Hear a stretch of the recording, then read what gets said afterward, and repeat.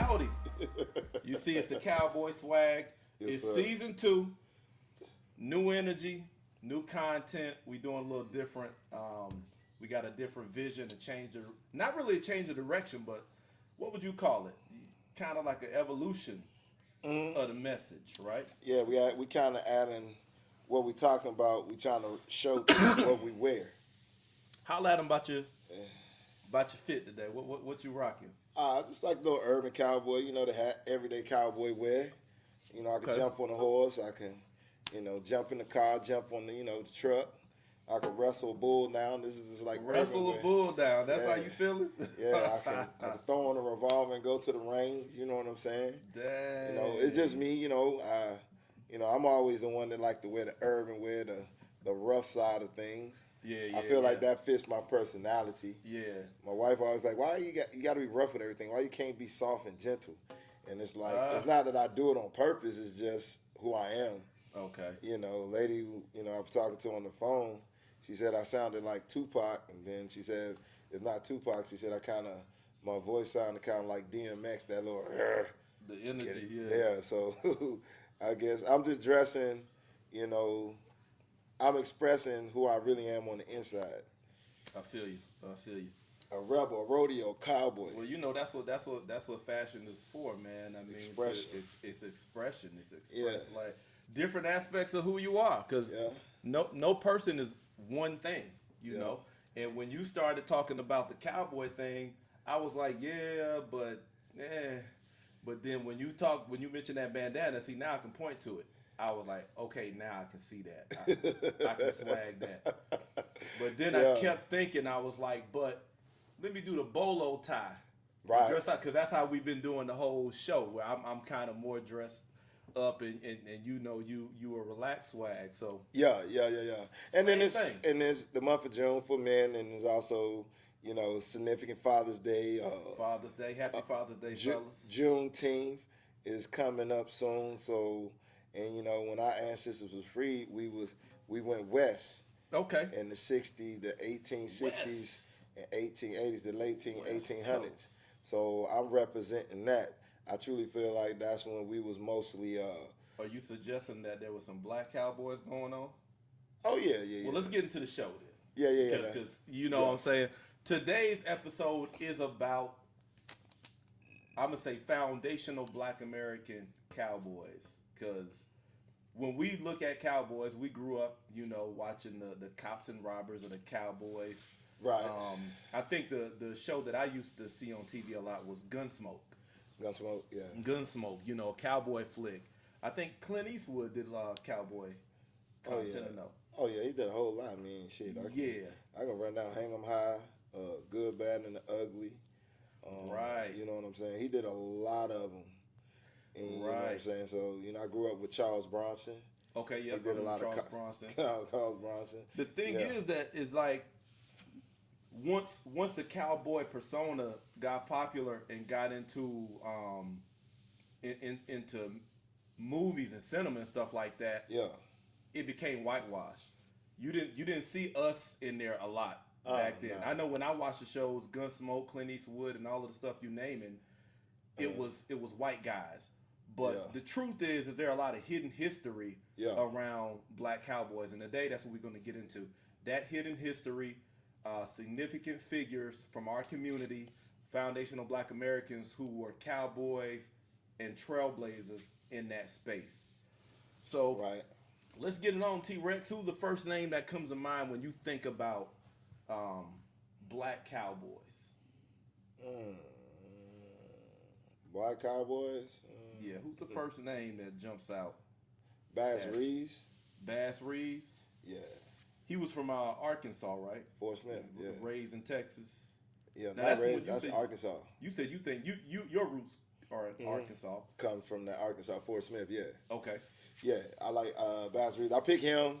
I want to say Bill Pickett, but I like to use. I want to pick Bass Reeves because Bass Reeves was hired by the government to be a U.S. Marshal. Okay. Because his skills. His skills, and he hunted down anybody, whoever they told him to hunt down. He was a black man, and he got the green light to go after them. Oh. So I like him. You know what I'm saying? You don't really see you don't see that in today's time. Yeah. You know what I'm saying? It was Bass more liberation Reaves. for us, kind of like back then, Mm. than it is now, especially when it comes to law enforcement. Okay. You know what I'm saying? You got your Bass Reeves back in them days, going to chase down outlaws. I'm looking and at him, man. Yeah. And he can kill. He can bring you back dead or alive.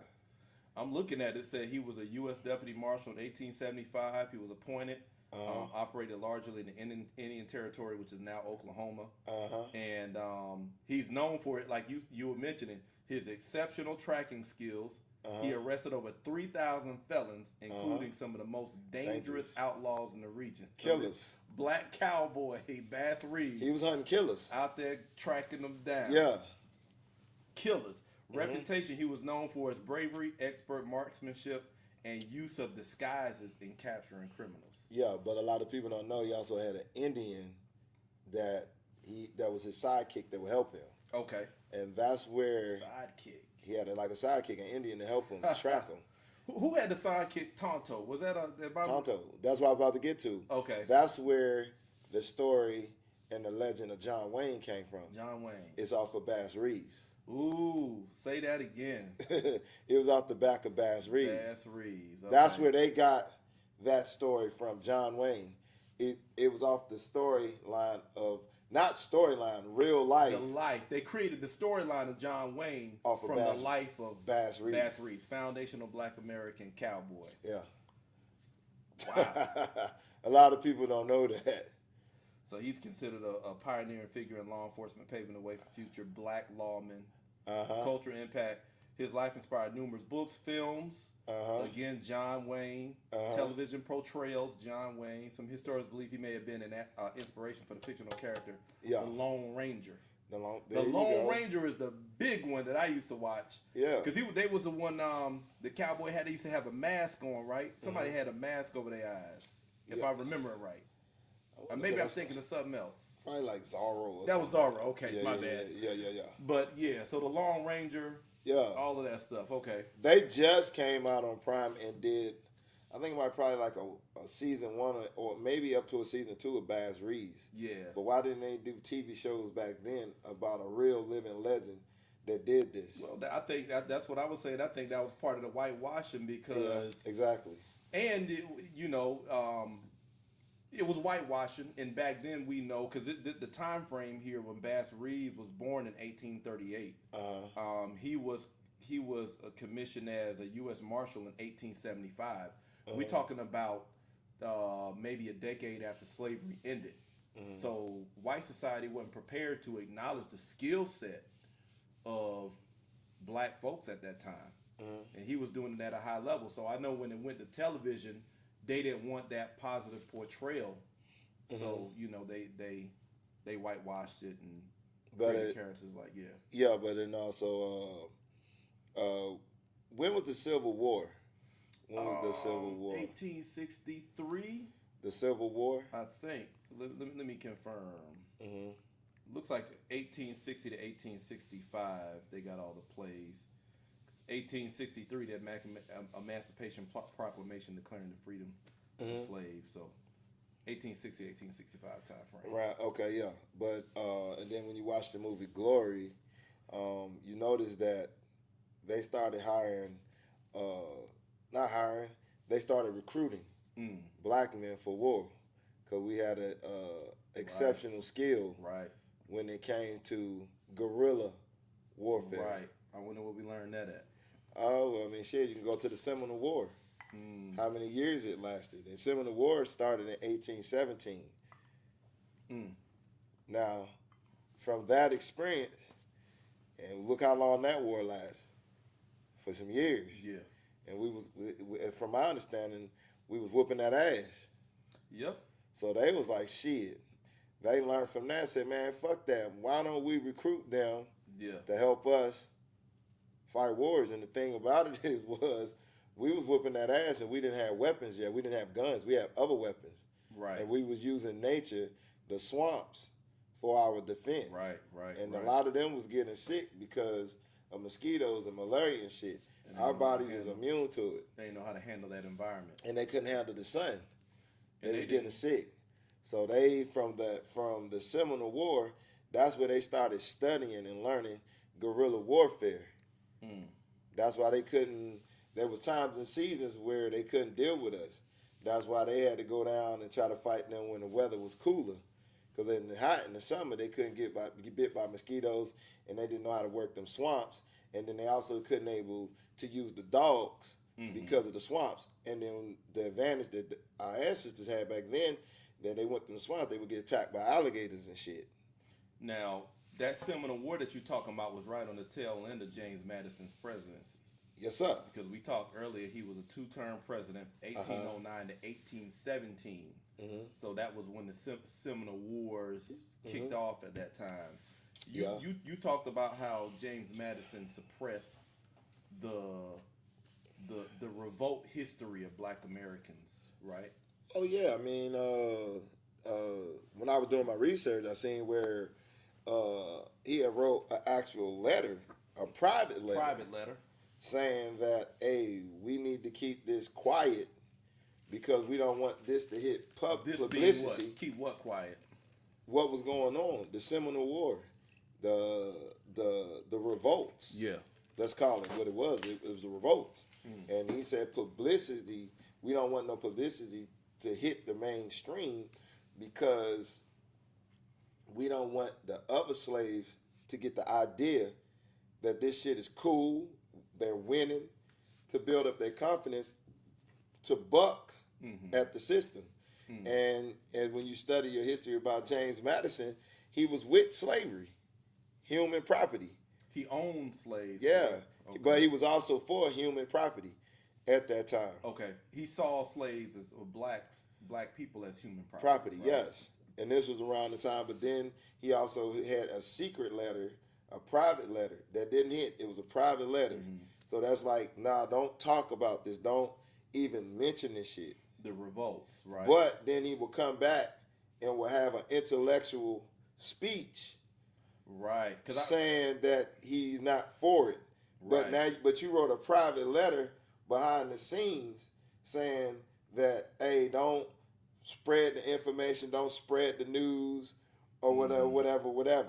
So that means he basically was lying to you in your face on TV, but behind the scenes he was doing something else. Right, because he was a slavery president. Yes. Right? Like it was during 1809 to 1817. I mean, slavery was in full effect. So basically, he supported slavery in action, but intellectually, they said he didn't support it, which means he was just talking. Yeah. Like the being against slavery was just talk, but in practice, he was with it. In private, he was like, in private, don't put it on the news. Don't let these niggas know. And what was so crazy about it when I was doing the studying, I was like, at that time, black people couldn't even read. Right, they weren't allowed to. They weren't even allowed to read. So why they can listen though. They can listen, but they couldn't read, so they don't know what's going on because it wasn't news and electronics at that time. Yeah, but black so people, it was almost like he was sending a message out that like, don't sleep on these people, don't talk about it around your slaves, because if they get an ear of it or whiff of it, they gonna be like, hey, it's time for us to get activated. Right. And it's also the same time around when Nat Turner was living. Because Nat Turner, from what my understanding, he died in 1831. He was born in 1800. Yeah. But then he died in 1831. So he probably like was in his 30s, but they probably killed him or whatever, or assassinated whatever. So he was around at the time, more than likely, because they said that James Madison died in 1836. So this is around the time Nat Turner was doing what he was doing. 1831, Nat Turner. And to be specific, that letter, that private letter that James Madison wrote was actually sent to the Virginians. Because from my understanding, Nat Turner was born in Virginia. Yeah, down near New Hampton, Virginia. Yeah. So he was born and raised here. So he know. From. Yeah, and you notice, but then also you think about the one that Tariq Nasheed talked about the Virginia North Carolina border. What was that called? the where our ancestors stayed, where it was wars and they was fighting. Yeah, I The can't remember the revolts. name of it though. Yeah, but that swamp that's down there. So I was like, God damn. So he just didn't write that to Virginians. He wrote that thing for everybody on code. In the Union. Because at that time, all your revolts were on the East Coast. Right. That's when the United States, when they came over, it's called the 13 colonies. From when I studied U.S. history in Washington, D.C., I think D.C. probably go further in depth about it, because when I talk to other people from other states, they really don't. When they say the 13 colonies, and I was like, yeah, the 13 colonies. That's like, it started from like Maine, Massachusetts, Vermont, all that. So when you hear, like, to me, when I hear Trump say "Make America Great Again," he's trying to go back to when our forefathers, which was all of these presidents. That means one of the presidents we talking about, James Madison. They was part of that system, right? Because if the Constitution law wasn't finalized, then he was part of the Constitution too. All of those were on the East Coast. You're right. So we're talking about geographically. The Civil War, slavery, and all of that stuff was the Seminole War. Seminole War relegated to the East Coast, because you got Virginia, Massachusetts, New Hampshire, Maryland, Connecticut, Rhode Island, Delaware, North 13 Carolina, colonies. South Carolina, New York, New Jersey, Pennsylvania, and Georgia. So right up in here where the 95 is at, you know what I'm saying, is where all the action was going on. But it's a lot of hush hush, because when you look at Western movies and stuff, they don't mention nothing about the East. It's like Midwest to the West Coast. Right. But it was a bunch. You hear about Arkansas and all that. Nah, nigga, before all that shit started going down over there, it was big time shit going down on the East Coast. But you notice when you look at Western movies, they never mention none of the states on the East Coast. They only mention Arkansas, Texas, Oklahoma, New Mexico, and shit. When it's history to show for us. Right. For us, it's really on the East Coast. When you hear about all the Western shit on the Midwest and the West, that you don't hear about black people. You just hear about white people. Right. Even though we was over there. And from the Seminole world, my man John Horace, he started on the East Coast. And from what I learned when we was watching that Tariq Nasheed, when he put that out, they said they literally extradited him and pushed all of them Seminoles from that war to the Midwest. And that's when the Midwest started establishing themselves, because they sent them to Oklahoma. Right. And they started to revolutionize themselves, and also they did the Wall Street, the Black Wall Street was in Oklahoma. Right. So our ancestors went from the east to the west and said, hey, we're going to establish our own. Since they sent us here, they're not fucking with us hard. We're going to establish our own civilization. Then look what happened there. Yeah, because the problem was, if you're looking at the end of Emancipation Proclamation, 1863, during the Civil War era, from 1860 to 65, and black people started being liberated and looking for other means to provide for themselves and moving out westward, because there wasn't as much conflict and stuff. But Manifest Destiny was chasing them, because at the same time they was pushing expansion westward, right? Like you said, right? Which started enveloping towns that were like in Tulsa, Oklahoma, in 1921, because they were expanding out there. But I think following the Civil War, because you had some black Americans who came out of slavery joined the Civil War in hopes for getting citizenship. So they were trying to do stuff like that, but then they started moving out west, and I think that's where the cowboy story started picking up. Yeah, like you are. Yeah. And the thing is about it was, there's one thing that I'm gonna bring up. What caused us to be pushed that way, and where we got our civilization, and they started respecting that, was through violence. Yeah. Because if you think about it, them revolts, for somebody to revolt against something, something had to happen to spark you to buck. Right. Like shit. Like, you know, people already know, there's no coming up. What they was doing to the slaves was humane. Inhumane. Inhumane. Yeah. It was inhumane. You like throwing babies in Florida to the alligators, the newborns, and shit like that. So if you seeing this and you like, shit, nigga, any day this motherfucker can snap. So fuck it, what do I gotta lose? That's what them revolts was coming from. Yeah. It wasn't just because they came over on the ship and work. That ain't no different. If any job that you got, if you going to work and you working, but if the conditions is getting bad to where your boss is hitting you and threatening you, you're gonna buck at him. You're gonna curse him out. You don't care if you get fired. Right. So that's the natural instinct. So we didn't just revolt because we was fucking animals. Right. We revolted because it's like, we don't know if I make a mistake, are you gonna whip me or fucking kill me? Well, I mean, yeah, very true. But what you're highlighting, I'm gonna just emphasize, because when they say revolt, it's like you got folks enslaved against their will. Of course, so revolt shouldn't be looked at as a negative thing, but what they leave out is the conditions that made them revolt. Yeah. Because we talked earlier, like some people can be in an uncomfortable situation or something against their will, but if it's humane, they may be able to remain in that condition for a long time. Mm-hmm. For example, indentured servitude was a form of slavery that was done back in the day, where you were technically a slave to somebody as long as you were in debt. So it was humane conditions. You could raise a family, you could work off your debt, and after that, you were free to either go or commit voluntarily. That's a humane situation. So what you're saying is revolts don't come from situations like indentured servitude. Revolts come from chattel slavery, which are conditions that we rarely talk about, right? It's a legacy that we only look at for the oppressed.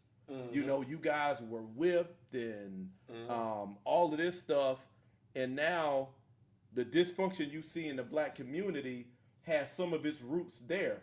So you guys need to go to therapy. You need to work through these self-esteem issues and all of this, but we never hear the legacy of the oppressor. Who were they? What legacy did they pass on? What were they teaching their kids in order to maintain this level of violence for decades and decades and centuries? We don't talk about that. Oh yeah, and it's just like what you sent to me when you was like, cuz in the apartheid in South Africa, and you was like, do you see how many people was killed? And I'm like, yeah, that damn, they executed 69. 69. What they say. 69 what they say. And when you said that, I was like, dog, that's some lineage shit. Right. That's some shit that was passed down through the family. Ingrained. It ain't no way somebody say, hey, take this gun and shoot these people. You're gonna hesitate, you're gonna feel uncomfortable. Right. But it wasn't one person that just killed 69. That means they might have killed more, because technically these motherfuckers they killed 69 people, that means you emptied the clip. And possibly fucking reloaded. And people are running while you shooting. Yes. So you're going after folks. You're not shooting straight and hitting 69. To hit the 69 or more, you have to be doing this. Zigzagging. That ain't something that you just learned.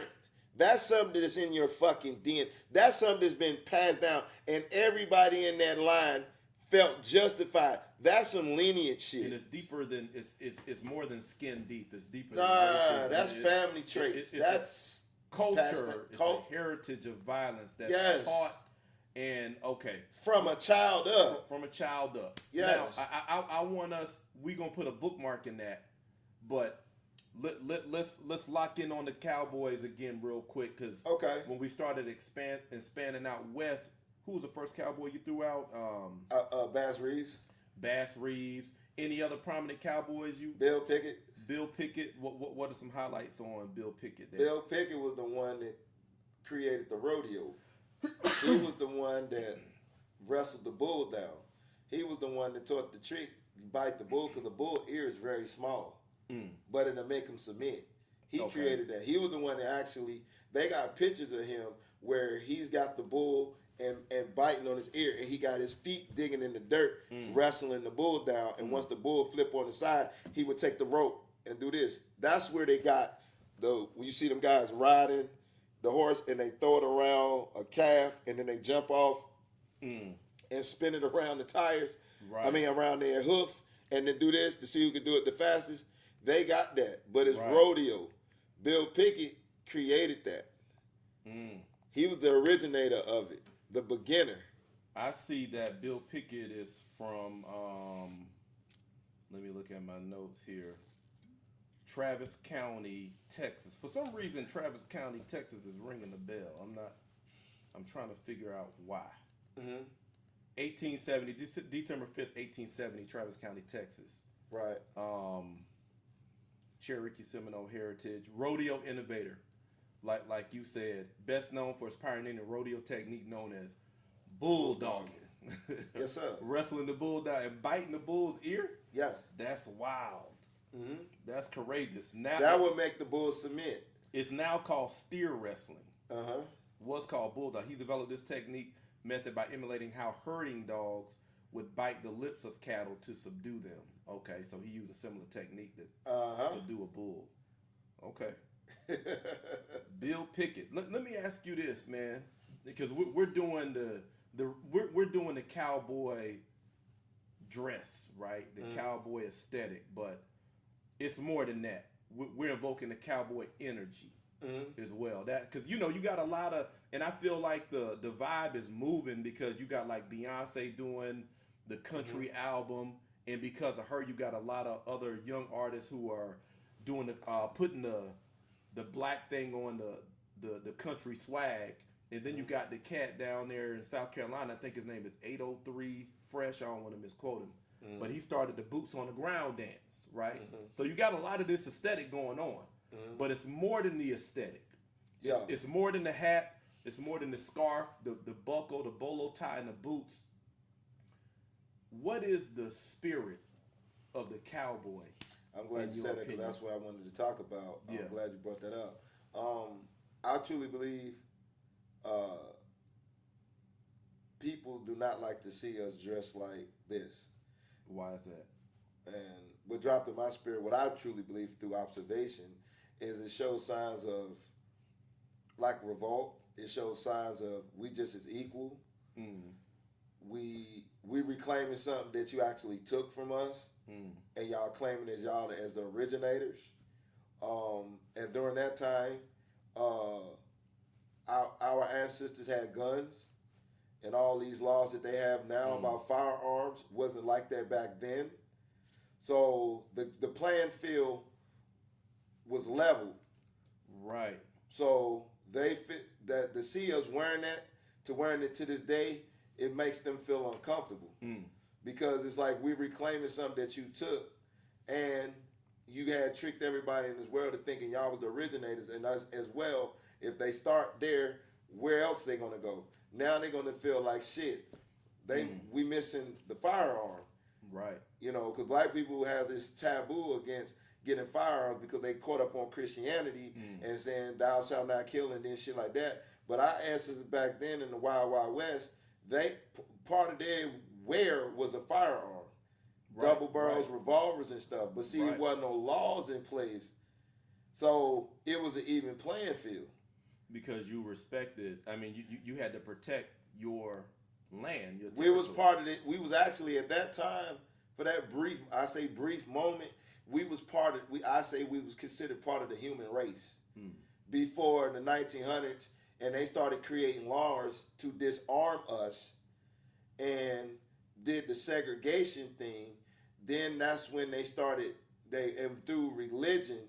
Because religion wasn't as heavy in the 1800s than it was in the 1900s. Nah, it wasn't. It wasn't. Yeah.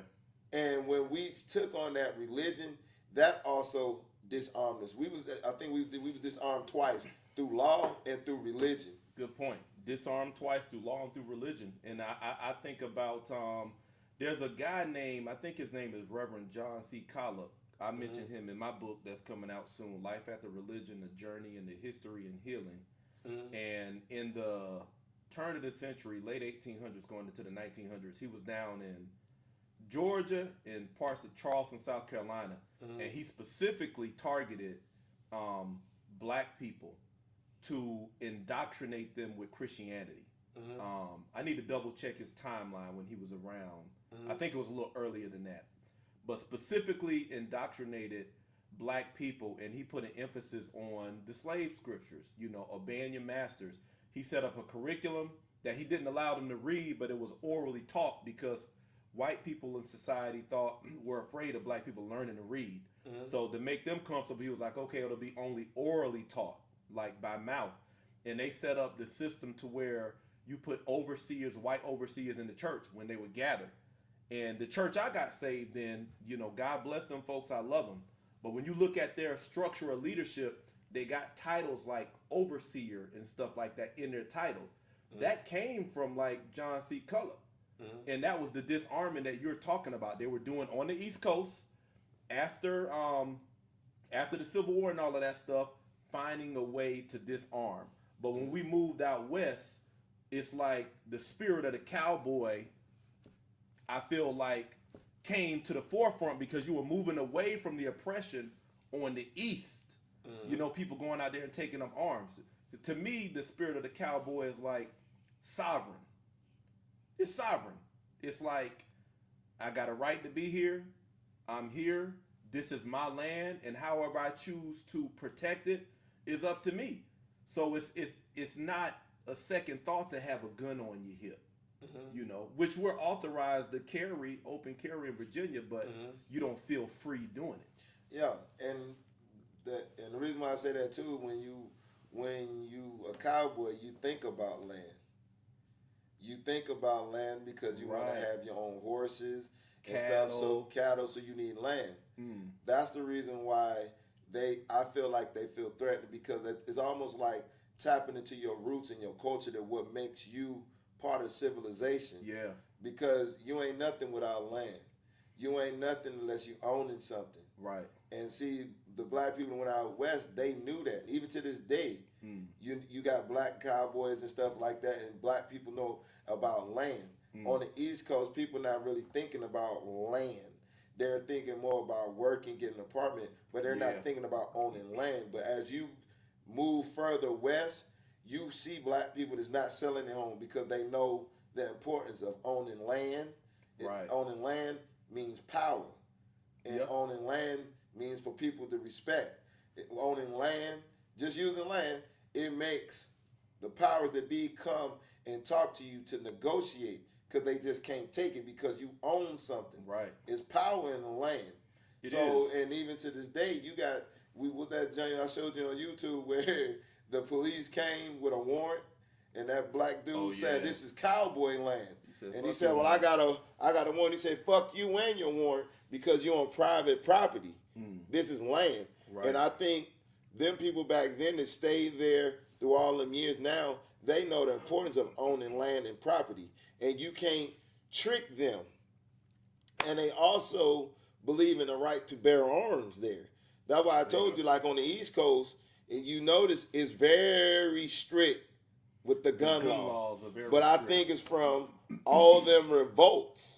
They was like, hell no. They had to lock. That was disarming. Disarming. Through law. But as you go west, have you noticed? I've noticed this because I lived in Texas, Louisiana, and Mississippi. They are more lenient with the gun laws. South too. South is more lenient. But going west, it gets real lenient. Yeah. Like in Texas, you can have a misdemeanor and still get a firearm. In certain felonies in Texas, you can still get a firearm. See, here, having a felony, you can't get a gun if you got a felony, period. But I believe in Texas, if I'm not mistaken, when I talked to two guys that worked on SWAT that I trained when I was there, they said if it's a violent felony, you cannot get a firearm. But see, every state and laws are different when it comes to that. So but the reason why I'm saying that is the origin. That's the reason why Answers went west, is because it was more freedom, it was more sovereignty. The ground was equal on all levels. Right. You had to respect folks because they were exercising their rights just like you're exercising yours. Yeah, it's just the same way. Like it was like looking man to man instead of man to boy. Yeah. Right? Over here is man to boy. Yeah, man to boy. Yeah. And the disarming through the law and religion keeps that imbalance like that. Yeah. But the cowboy spirit evens the playing field. Yeah. The spirit of it. We ain't even talking about what you putting on your hip yet. Yeah. We talking about the mindset and the attitude. And I feel like us wearing this, to be honest, makes them feel, I believe it makes them feel uncomfortable. Right. Because they like, shit, anything we do, we take it over. Right. But we wearing this, we ain't taking over. It's more like we reclaiming some shit that you took and took over. Just standing up. And sometimes, just standing up intimidates folks. Yeah. Because they used to seeing you in a subservient position. And I'm gonna hit you with one thing right here. Like DC was built, and like downtown DC by Howard, you see a lot of houses, row houses, and you'll see like you be wondering why. You see like a hill going down, like going to the basement. That was them old houses was actually where they would put their horses. I had learned that historically, like Leroy Park. When you go there and through downtown DC where Howard University is, you will see houses and you will see like, why it's a ramp, like where a car's supposed to go down. Right. What that is back in the day, them houses where people would take their horses down. But what they did was turn them into basements, and it's just a hill there. You'll see it. It's literally. Wow. Yeah. A lot of people don't know that, but the reason why I'm touching on that, New York City Federation of Black Cowboys was established in 1998, and it was taken down or done with in 2016. And this was in New York. Wow. The Cedar Lane Cowboys in New York? Yeah. The Cedar Lane Stable to Queens. That's what it's called, Federation. And they had, and I think like 6 of their horses died because they had to do some re-renovation. So they shut their shit down. Oakland got a joint called the OBCA, Oakland and Black Cowboy Association. They still having that. But the reason why I'm bringing this up, this shit ain't hitting the news. Yeah. It's not part of our culture. Yeah. It's like they keep it hidden. And you wouldn't think of Cowboys in New York or Oakland. That's why I brought it up. Think in Texas, especially New York. Yeah. Queens. Yeah. Yeah. That's crazy. And then you got, I'm gonna throw another one out there that's in a more traditional location. I think my guy is over in Texas, Cleo Hearn. I was looking him up. He's significant in the rodeo world. Born in 1940. In Seminole, Oklahoma, he became one of the first African-American cowboys to compete in professional rodeos. His impact goes on in the sports beyond competition because he was a trailblazer in promoting diversity and inclusion, making it normal because a lot of these Black American cowboys were real good, but they wouldn't let someone participate. And they even tried to not his son, it's a video, his son, because his son is carrying on his legacy. Now they have a foundation called Cowboys of Color Rodeo. In 1971, he founded that. So there were times where he went to compete, but they didn't want him to compete, and they tried to give him first prize money to not compete because they didn't want him showing up the competition. Because he's probably better than the competition easily. Yep.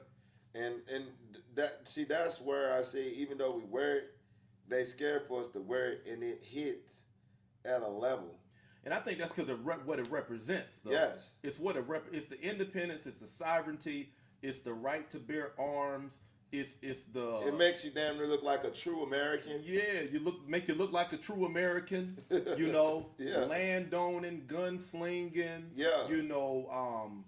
rights living, all of that stuff. Because I like how you said that it ties you to land, because cowboys came from cattle driving. Yeah. They hadn't invented barbed wire fences yet to contain the cattle. So the cowboys had to get on a horse and drive them and move them from location to location. And so they had to rope them and stuff like that. And when a lot of those, the white folks went off to fight in the Civil War, your Black American guys was controlling the cattle and developing these skills, right? So, but I like the energy of the cowboy because it ties you to land. When you think about cattle, you need land. Cattle, that's food. You're growing your own crops. You're raising your own food, all that stuff. So it's a complete independent and sovereign mindset. Yeah, and to own cattle and to own land, that means you already rich. It's not cheap to have a horse. Yeah. It's not cheap to raise livestock. So you had to have And land to maintain it. and to maintain it. And when you have this attire on, that makes certain people feel uncomfortable. I like because that means you part of the American dream, and it's like they don't want you to have that. It represents real true wealth too. I would say. I like how you said you already rich, because when you look at your cattle, you looking at your food. You looking at money. You looking at money, and you looking at your food, and you can look past the supermarket because you got your own produce right there. Yeah. You looking at money, you looking at independence, you looking at sovereignty. Yes. And I think that's what's scary about the Cowboy Spirit. Yes. Yeah. That's why I said, even though we have it on, they're intimidated by it. Because of everything that we're bringing up now. They don't want you to have that mindset. They don't want that to enter your mind. Because even though you wearing it, and then you start researching and learning what we talking about, now you be like, shit, you know what? I'm thinking about buying some land. I want a horse. Because see, and what I didn't understand is like, like here in D.C., when I was in D.C., they used to have Georgia Avenue Parade. And I used to see black guys walking horses and doing tricks with the horses. But my thing was they learned this, or some white man taught them how to do this. But these dudes actually own and train horses themselves. Oh. And then when I started understanding history later on in life, I was like, shit.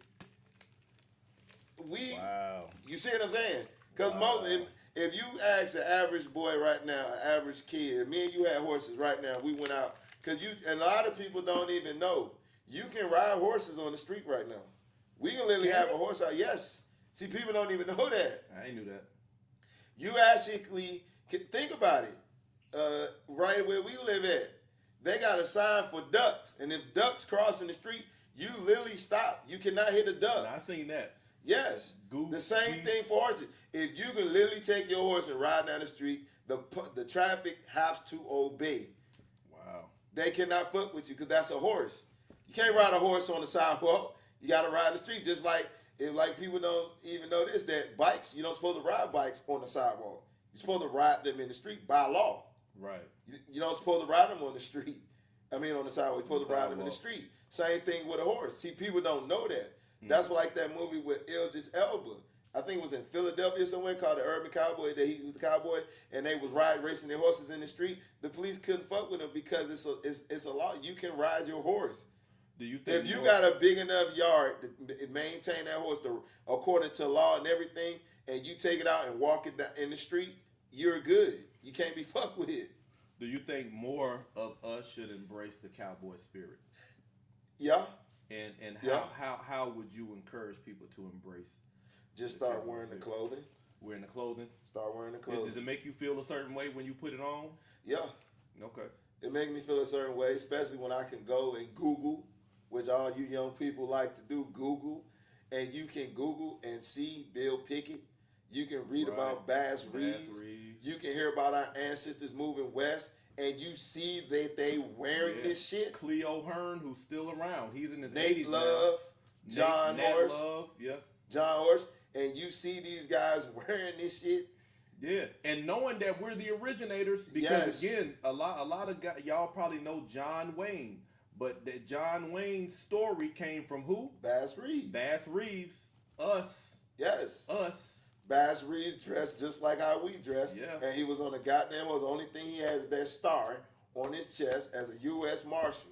Original law enforcement. Original. Now, no story. With some justice. Yes. Real justice. Yes. Dead or alive. Yeah. So, wearing that was like shit. Now, you seeing this, and he like, damn, they live where? Damn, they own land. Damn, they knew how to ride horses. They knew how to do cattle. Now you're thinking about, we need to buy some land. Now, we want to teach our kids this shit. And you start naturally thinking about protecting, preserving, and defending. Yeah. Because if you don't have land, it's difficult to have a sovereign and independent mindset without land. Yeah. When you got land, you feel the responsibility for what you're growing. your livestock, your crops, all of this stuff, your borders. I think with the mindset that will teach us, we instead of being consumers, we'll be thinking about owning instead of buying. Right. When you connect to the cowboy, that's why I would tell you, like if we went somewhere and somebody seen us dressed like that, what did I say? The powers to be, people like these motherfuckers own some land. Right. Or when we walk out, they're gonna see a truck with an 18-inch lift kit, and then they expecting if they jump in our truck and we go somewhere, we live out in the country with some land and some horses. Mm-hmm. And we as us, it's sad to say, we don't recognize that as money. Yep. That's money for us. You to have horses, cows, cattle, land, a house, man. That's mean you have to have money. Do you know how much you just take just to feed a horse with hay? In the Bible is a verse where God is flexing, and He said, "I own the cattle on 1,000 hills." Yeah.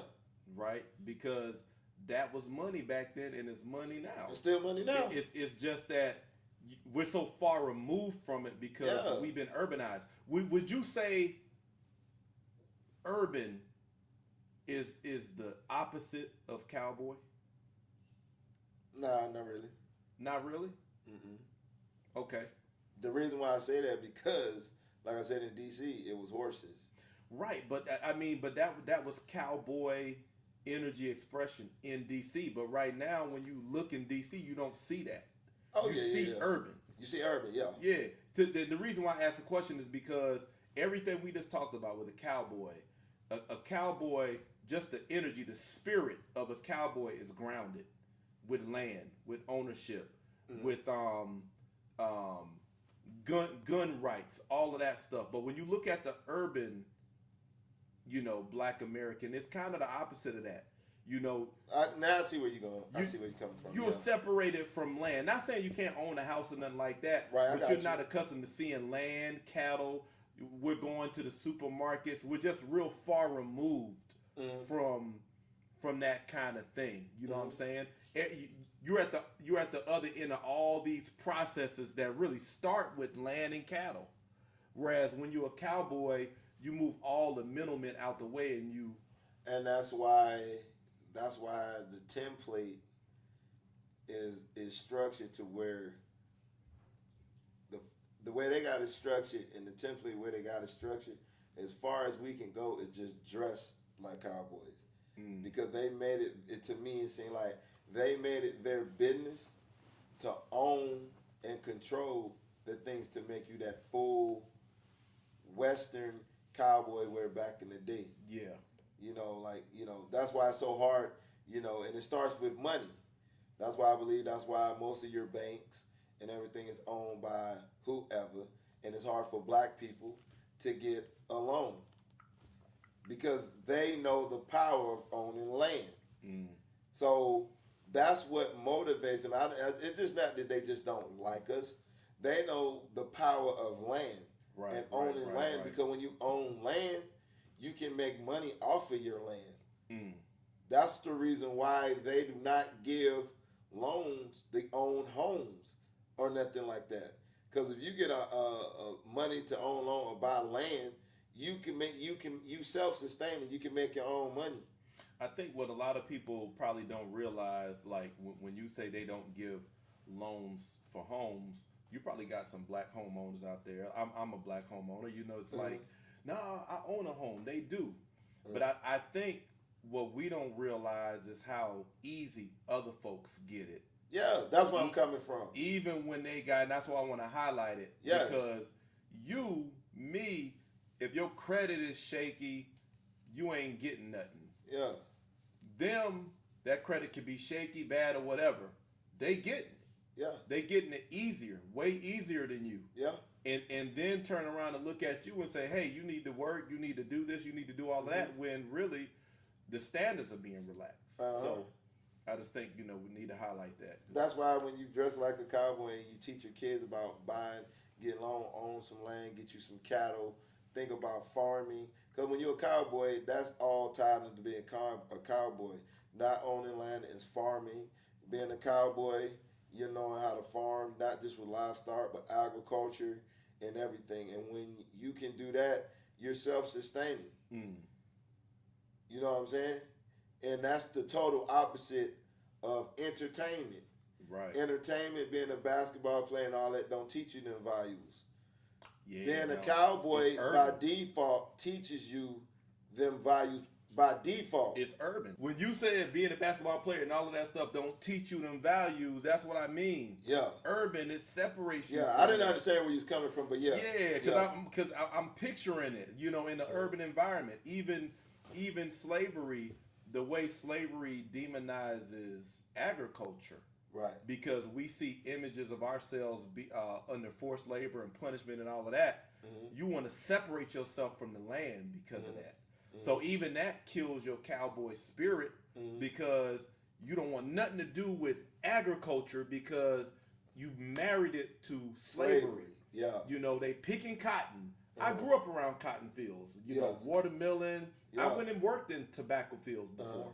You know, so you see that stuff and you associate it with that, but you're not understanding that is the money. Yeah. That is the wealth. Yeah. But with these slave images being put in front of you, you don't want to be near. You divorce yourself from it, and you marry to the urban image. You marry to the urban lifestyle, and I think that was a big trick on us. Big trick, giving up land for the urban shit. Yeah. So. And the thing about it is, when you go that side, they own that, and they giving you pennies on the dollar compared to what they're making. Yeah. If you think about a pro athlete, he's getting paid to play a game, but he's putting his body at risk. Now you think about the owner. He's making money off the seats. Chilling. He's making money off the commercials. Jerseys. He's making money off the endorsements. Jersey sales. So what he's giving you is pennies compared to what he's making. Yeah. The people that don't play the sports is making way more than the athlete. So if you think about it, you pay one athlete, you give him $2 million over a 7-year contract. Think about how much money they making per game every year. That $200 million ain't shit to them. You have to work for that for 7 years to get it. Yeah. These motherfuckers make that $200 million that they gave, they may make that in half the speed, especially if your team is make it deep into the playoffs. Especially if it's like the Cowboys, the American team, and how many jerseys you sell. That ain't shit. That's just filling the stadium. We're not talking about commercial endorsements and shit. American team, Cowboys, huh? Yes. There you go. You know, see that? So this is what we doing right here. This energy is really what it means to be American. You know what I'm saying? And it's like taking on this energy, your gun rights, your land ownership. And dressing like it opens the doorway for that. Should be natural. It shouldn't be something that you, if you really a citizen, then you got it like that. You can just go do that. But I like how you talking about the NFL now, before we transition, because it's another type of ownership or lack thereof. Right. Your skills and talents are being used in generating billions, and you're getting the crumbs off the table. So it's another look at ownership and owning your own talents and owning your own platform to display your talents, because it's your talent that's getting the eyes, it's getting the viewership. But for us, we've never controlled it. We've never been able to control it. We've always had to do the song and dance on a platform that's controlled by someone else, regulated by someone else. So it's just another look at ownership. Yeah. You know what I'm saying? If they're making billions, if they're able to pay you $200 million, what they making off of you? And why can't you control just you? But how many other stars they may have on the team? They about to get all that money back. Probably the money that they giving you that you got to get for in a 7-year span. They probably making that not just off you. They can have like 3 superstars that's generating that kind of money. Man, they already done paid you. They already got that. But guess what? They're not even giving you that $200 million off for 7-year span. So guess what? That $200 million that they giving you, you got to earn up to that for 7 years. So guess how much interest, how much money they making off that interest of your money? Wow. See, when you're a Cowboy, because see, you gotta get 7 years to get that $200 million. So you break that 7 up, divide that by 7 by 200 million, you getting that. That other 6 years, they making interest off that. Amen. You see, but see, when you're a cowboy and you learn ownership and you know about land, you'll automatically think like that. Right. Yeah, because you got to take responsibility for your life. Yeah. Where, Now when you learn it like that, now do you feel like you want to be playing football for all them years? No, because I'm losing instead of winning. So how about let me take some of this money and buy some land so I don't have to work as hard and reap all the fucking benefits. That's why wearing the cowboy and starting to put yourself in an environment changes your thinking process. Changes your thinking process. Yes, because you think about land and cattle, because you're going to look up how much do it cost to own a horse. You can do that on there. Okay, then how much is it? Okay, how much it costs to buy a horse? Boom. How much it costs to feed a horse per day or per week? Wow, that's a lot of money. But what that's teaching, you be like, oh shit, owning the horse and cowboy, you gotta have money, you gotta have land. Shit. I thought looking at a cowboy, because that's what I used to think. I see these white boys, I'm just gonna say white boys fans, got this truck. Then I'm like, damn, they dress like cowboys, them niggas broke. You don't associate a cowboy having money. You don't. Let's keep it real. You don't. I'm dusting everything, girl, like, ooh, an urban girl, like you say, an urban chick. Right. She like, oh, he a cowboy, he ain't nigga broke. But let her come to my house, I got a big house. And then she see I got horses. And then I tell her, land. And then I start telling her how I can have 4 horses. And I can tell her, well, yeah, that horse cost me about $5,000. No, really, those are cheap horses. That one cost me 10. You saying you paid that for the horse? Yeah. Now look, this is how much I paid to feed each one of them. They gonna be like, God damn, this thing, he ain't broke, and he owned all this land. See, that's what we got to start understanding as black people. Our ancestors had that shit. Right. Before the prices and shit went up. That's why they went west. But when they started to say, hold on, we losing money giving this shit to niggas. Now we got to figure out a way to take that shit from them. Right. Where's your paperwork showing that you own this land? That's what happened in Oklahoma. The powers that be came up with false paperwork. Right. They don't own that land. They were taking it from our ancestors. Oh, here go our paperwork. So guess what?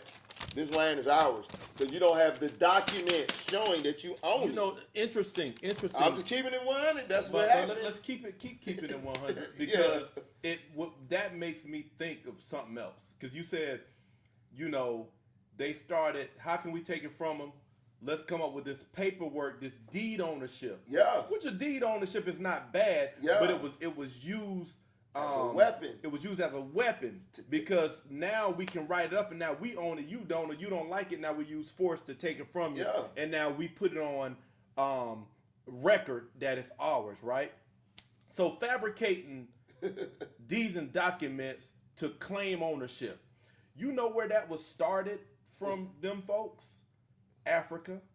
Oh yeah, I kind of figured it. Yeah. Yeah, because the reason taking something that's not yours. The reason I'm thinking about it is because now with my African friends, you should go get land in Ghana or Sierra Leone or this, and I think about it, I'm like, nah, it's too much confusion, right? Because a lot of Africans and my African folks, y'all can vouch for this in certain countries, they will say, you will buy the land, but then another African will come up who already got a deed and say, no, this is mine.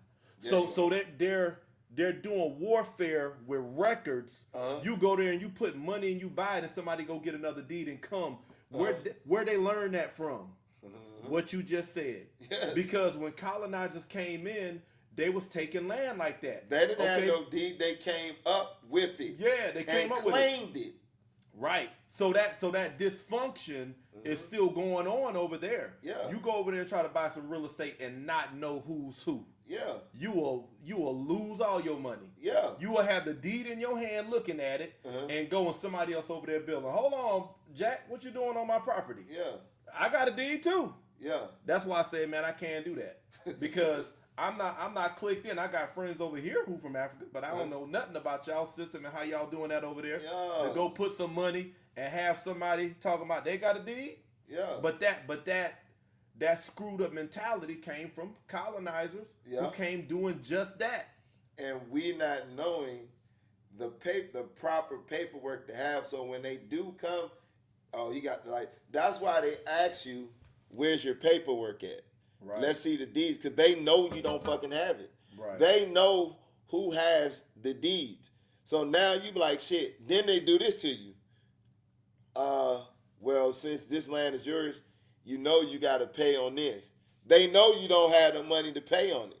So now here come the negotiation. We'll give you a certain amount if you give us the land. They be knowing this shit. See, that's the thing. We don't know the power in land because we don't see the importance and the power of land. Yeah. You know what I'm saying? That's where the family disputes happen when somebody die in the family and somebody wants to buy the land. Is because they like, and then the government be like, okay, y'all can fight over, but when they want to come get it, they're gonna be like, who owns it? Have you know you got a $50,000 tax lien? You haven't been paying the property tax. Some people don't even know the house, the land don't, the house don't. They be like, that's my house. That ain't your house. And this way it kicks them in the ass. That's the house that's sitting on that land belongs to the state. Mm-hmm. So that house belongs to the state. Now, you can bitch and everything, but they're going to say, okay, cool, no, you can get your house. You got the money to pay? No. So guess who sees that house and the land? The bank. Right. And the bank going to get it for cheap. Right. But guess what? They're going to sell it for a whole lot of money because we don't know the importance of land. We don't know the importance of the power of land.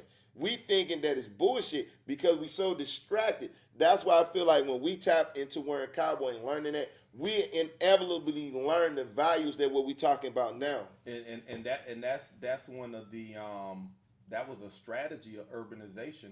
Yeah. Is to get that mentality up out of you of ownership. You know, I used to live in the projects as a kid.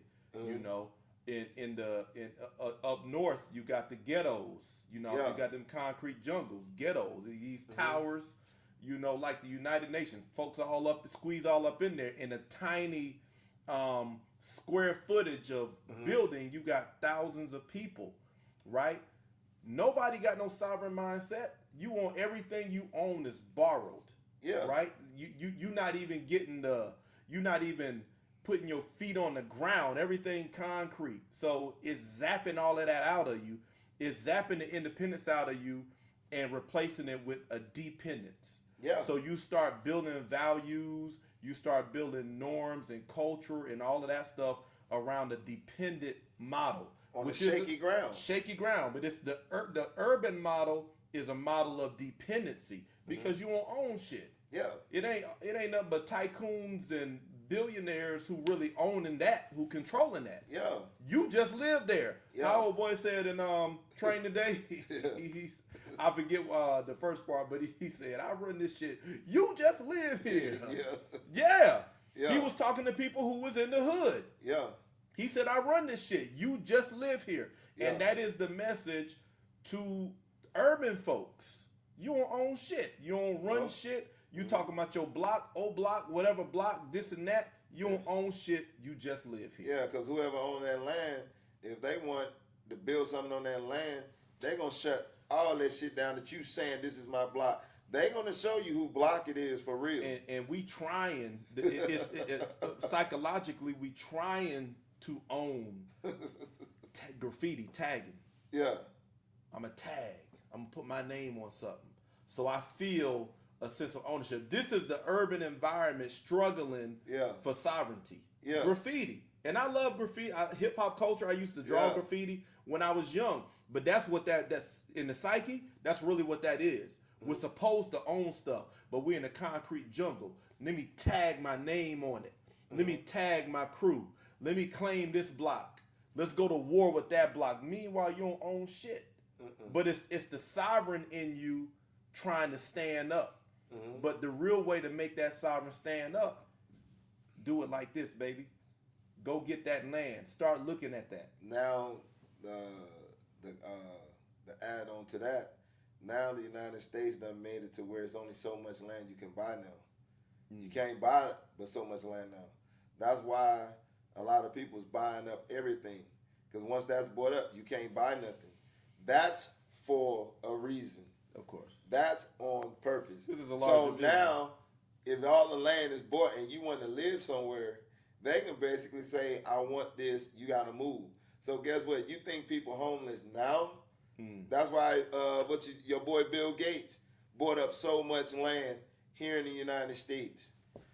See, people don't understand it because if he owned the land, they the one who really need the restrictions. Yeah, but see, when they own the land, they can have the land, and we like, man, we starving, we need food, but can we use your land to grow food? They can be like, no, on purpose, so you can starve out and die because they own the land. It was just like the whole McDonald's scam that they did when McDonald's was coming up. Yeah, he built all of McDonald's, and the dude said, a Jewish dude told him, like, look, they own the building, but they don't own the land. Yeah. Whoever owned the land owns the building. So when he was the joint with Michael Keaton played, I like that because it's true.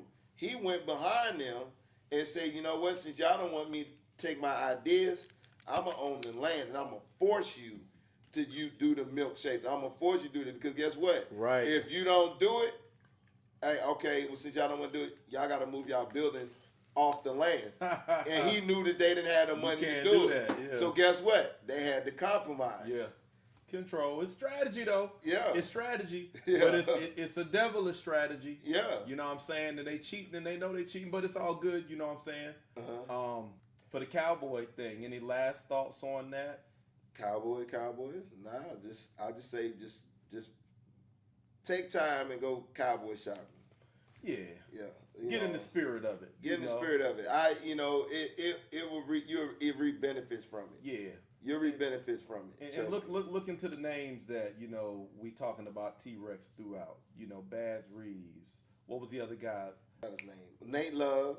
Nat Love. You got one of the current ones. He's older now. His kids taking over, but Cleo Hearn.